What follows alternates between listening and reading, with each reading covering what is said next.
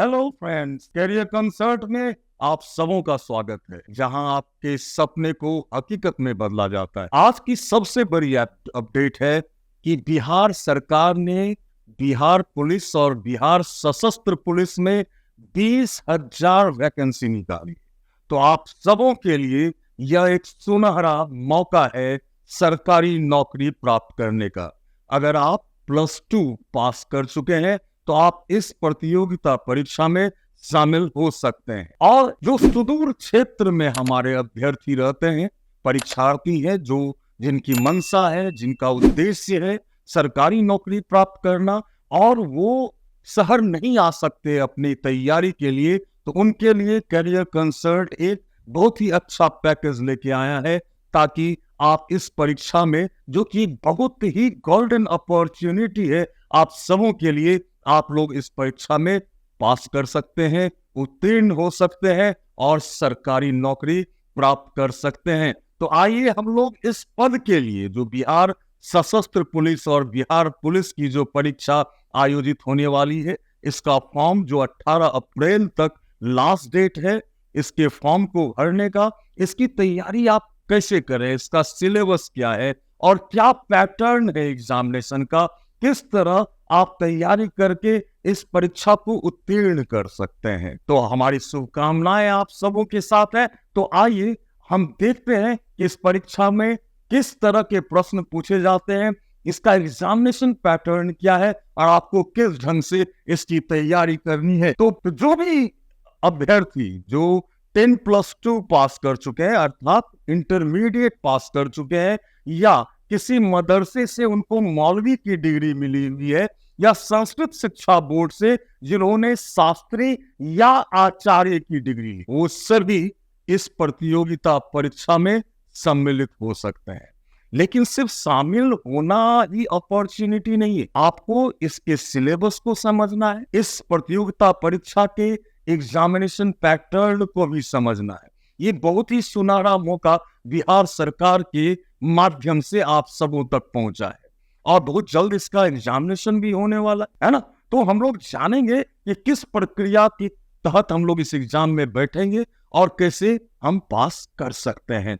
तो आइए, सबसे पहले तो हम लोग ये जाना कि जो 10+2 पास कर चुके हैं, जो इंटरमीडिएट या उसके समकक्ष की डिग्री ले चुके हैं, वो इस एग्जाम में अपीयर हो सकते हैं, या जो बोर्ड है उससे 10+2 की डिग्री, या मदरसे से मौलवी की डिग्री, या संस्कृत शिक्षा बोर्ड से आपने शास्त्री या आचार्य की डिग्री हासिल करनी है, तो आप इस एग्जामिनेशन में, प्रतियोगिता में फॉर्म भर सकते हैं और बैठ सकते हैं। तो चलिए, ये बात तो हम लोग जान गए। अब हम लोग जाने कि इस परीक्षा में अपीयर होने के लिए क्या न्यूनतम उम्र सीमा क्या निर्धारित की गई है ना।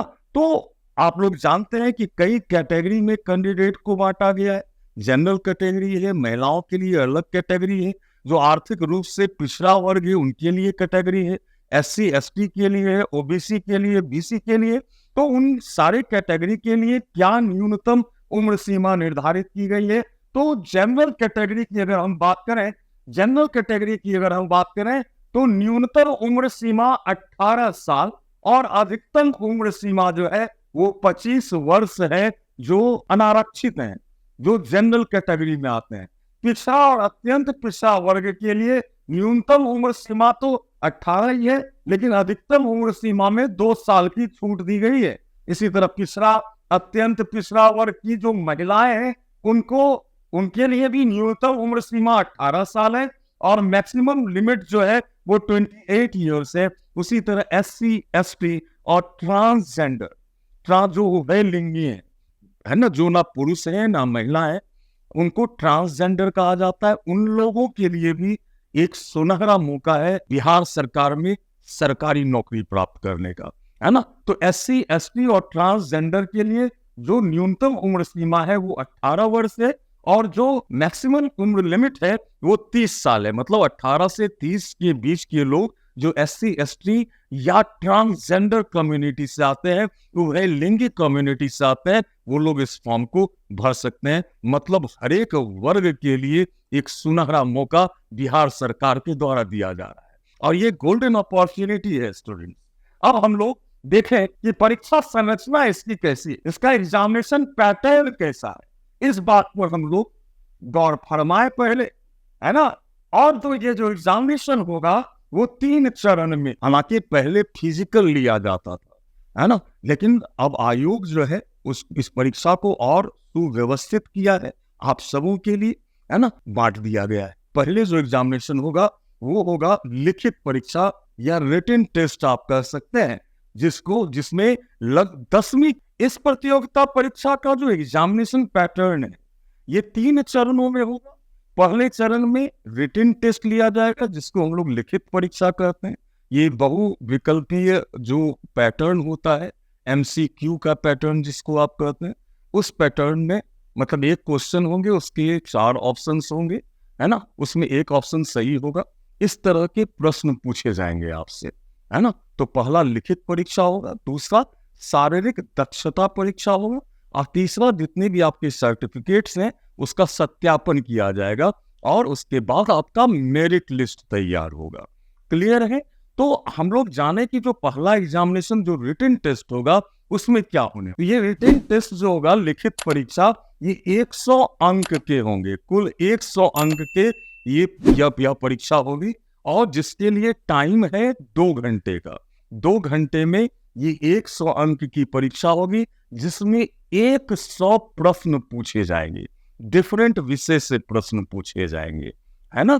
तो ये परीक्षा अब स्टूडेंट्स पर निर्भर होता है, हो सकता है कई पाली में परीक्षा हो, है ना, ये आयोग तय करेगा, है ना, नंबर ऑफ कैंडिडेट्स के हिसाब से। इसमें आपको नहीं घबराना है, आपकी जो पाली होगी आप उसमें एग्जामिनेशन आके देंगे। जो 2 घंटे का एग्जामिनेशन होगा बहुविकल्पीय प्रश्न के साथ होगा, है ना, ऑब्जेक्टिव पैटर्न पे होगा। इसमें हिंदी से प्रश्न पूछे जाएंगे।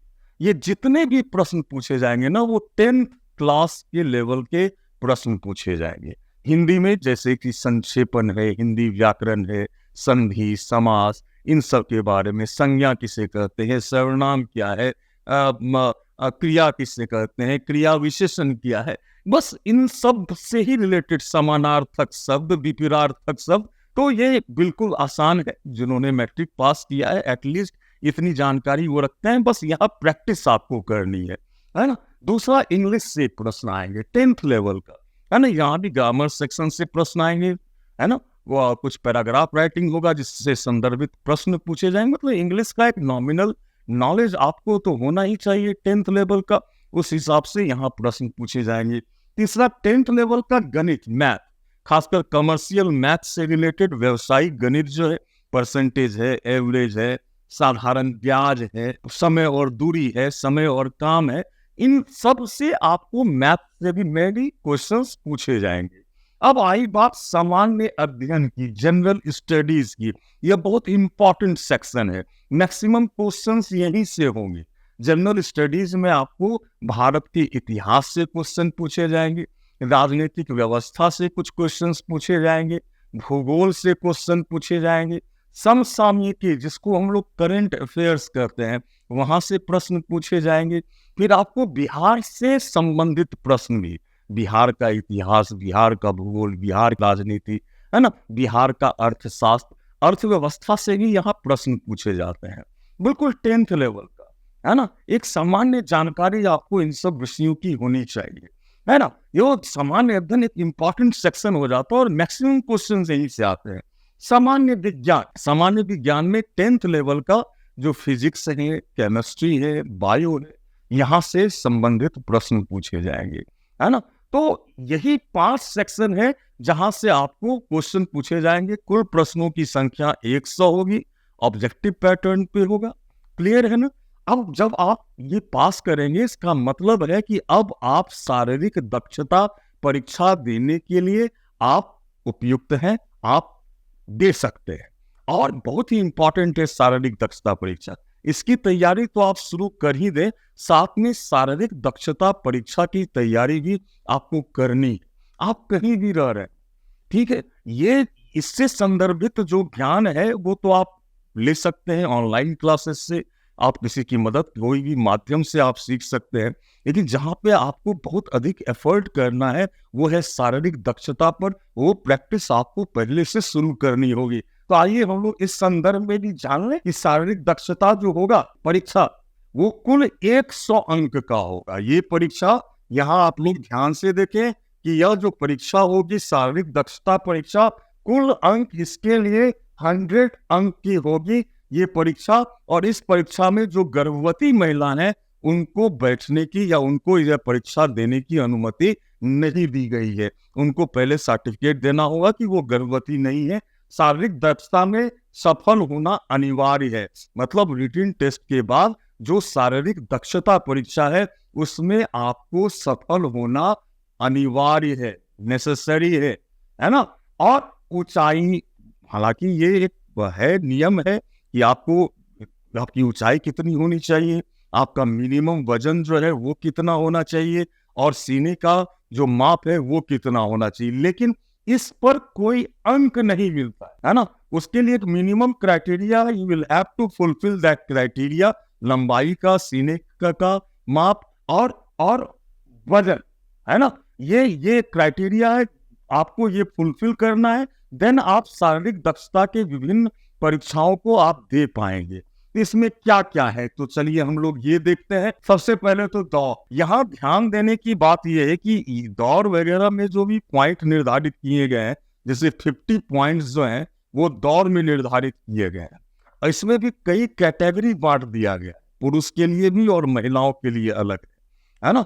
तो आपको हमेशा तैयार होना है जिसमें मैक्सिमम पॉइंट्स जिसमें आएंगे, इसलिए आपको अभी से दौड़ की प्रैक्टिस शुरू कर देनी होगी। आप जहां कहीं भी रहते हैं, सुबह में, शाम में आप दौड़ने की प्रैक्टिस करें।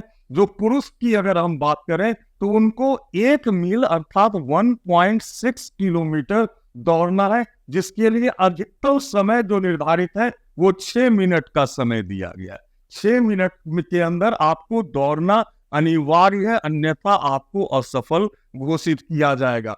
1 मील की दूरी पुरुष के लिए अगर आप 5 मिनट से कम में दौड़ जाते हैं, 5 से कम मिनट में दौड़ जाते हैं तो आपको 50 पॉइंट मिलेगा। अगर 5 मिनट से लेकर 5 मिनट 20 सेकेंड तक के बीच आप दौड़ जाते हैं तो आपको 40 पॉइंट्स मिलेंगे। अगर 5 मिनट 20 सेकेंड से लेकर 5 मिनट 40 सेकेंड के बीच आपका दौड़ खत्म होता है तो आपको 30 पॉइंट मिलेंगे। और 5 मिनट 40 सेकेंड से लेकर 6 मिनट तक अगर आप दौड़ जाते हैं तो 20 पॉइंट मिलेंगे। तो यहाँ जरूरी है आपको मेरिट में आने के लिए कि आप 5 मिनट के अंदर आप प्रैक्टिस करें कि आपका 1.6 किलोमीटर का दौड़ अर्थात 1 मील का दौड़ वो पूरा हो जाए। ये इसमें कोई आरक्षण नहीं है, ये सब के लिए, चाहे वो जनरल कैटेगरी हो या आरक्षित कोटे से उम्मीदवार हो, उनको इस सीमा के अंदर मतलब 6 मिनट के अंदर उनको दौड़ना है। तो प्रैक्टिस क्या करनी है यहाँ कि आपको 5 मिनट में 1.6 किलोमीटर दौड़ने की प्रैक्टिस करनी है। और आप लोग जानते हैं एक पंक्ति भी है कि खम ठोक खेलता है जब नर पर्वत के जाते पांव कर, मानव जब जोर लगाता है पत्थर पानी बन जाता है। अगर आप अपनी क्षमता को पहचान लें तो ये प्रैक्टिस करना बहुत बड़ी बात नहीं है, आप कर सकते हैं। इसलिए सुबह शाम दौड़ लगाएं और परीक्षा में उत्तीर्ण होने के लिए तैयार हो जाए, अपने सपनों को साकार करने के लिए तैयार हो जाए। ये तो पुरुष की बात हो गई।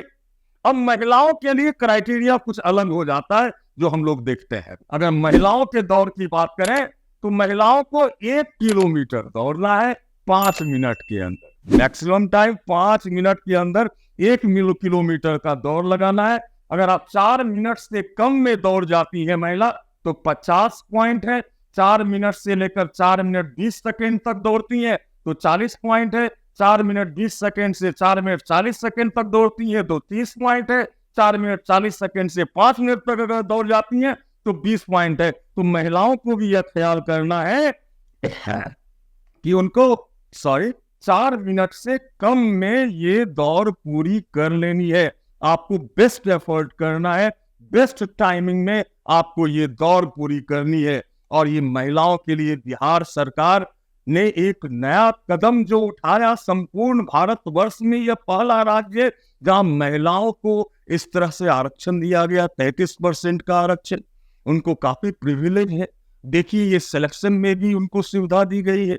इसलिए महिलाओं के लिए तो खासकर बहुत ही स्वर्णिम अवसर है जॉब पाने का। आज बिहार पुलिस में किसी भी स्टेट से अधिक महिलाएं काम कर रही हैं। इसलिए महिलाओं, आपको ध्यान देना, आपको अपने पैर पर खड़ा होना है और महिला सशक्तिकरण का जो उद्देश्य है, एक लोक कल्याणकारी राज्य अर्थात हमारे भारतवर्ष का, इस चीज को आपको पूरा करना है। इसलिए आप लोग अभी से तैयारी शुरू कर दें, दौड़ की भी तैयारी आप लोग शुरू कर दें। तो यह बात तो क्लियर हो गई। अब हम लोग देखते हैं कि शारीरिक दक्षता परीक्षा में एक जो इंपॉर्टेंट सेक्शन है, दैट इज गोला फेंक। ये गोला होगा, पुरुष के लिए गोले का वजन कुछ अधिक होता है, महिलाओं का कंपैरेटिवली कम होता है। अगर पुरुष की हम बात करें तो 16 पाउंड का गोला होगा और कम से कम 16 फीट उसे फेंकना है। अगर 16 फीट से 17 फीट फेंकते हैं तो 9 अंक है। 17 फीट से 18 फीट अगर फेंक देते हैं तो 13 अंक है। 18 फीट से 19 फीट फेंकते हैं तो 17 अंक है। 19 से 20 फीट फेंक देते हैं तो 21 अंक है। अगर आप 20 फीट से अधिक गोला फेंक देते हैं, मतलब टारगेट आप लोगों को क्या बनाना है अपने प्रैक्टिस में, जो आप रोज आज से प्रैक्टिस शुरू करेंगे, उसमें आपको 20 फीट से ज्यादा गोला फेंकने की, 16 पाउंड का गोला पुरुषों के लिए जो निर्धारित किया गया है, आपको 20 फीट से ज्यादा फेंकने का आपको प्रयास करना है, प्रैक्टिस करना है। और प्रैक्टिस से क्या नहीं होता है, अगर आप भले ही शुरुआती दौर में आप कम दूरी फेंक पाए, लेकिन अगर आप लगातार प्रैक्टिस करेंगे तो इसको आप आराम से आप छू पाएंगे, प्राप्त कर पाएंगे, है ना। तो कोशिश करनी है कि 20 फीट से अधिक पुरुष जो कैंडिडेट्स हैं वो 20 फीट से अधिक गोला फेंक सकें, ताकि उनको मैक्सिमम पॉइंट्स मिल सके। महिलाओं के लिए 12 पाउंड का गोला है, जो 12 फीट न्यूनतम फेंकना है। अगर 12 से 13 फीट फेंक देती हैं तो 9 पॉइंट है। 13 से 14 फीट में 13 पॉइंट है। 14 से 15 फीट में 17 पॉइंट है।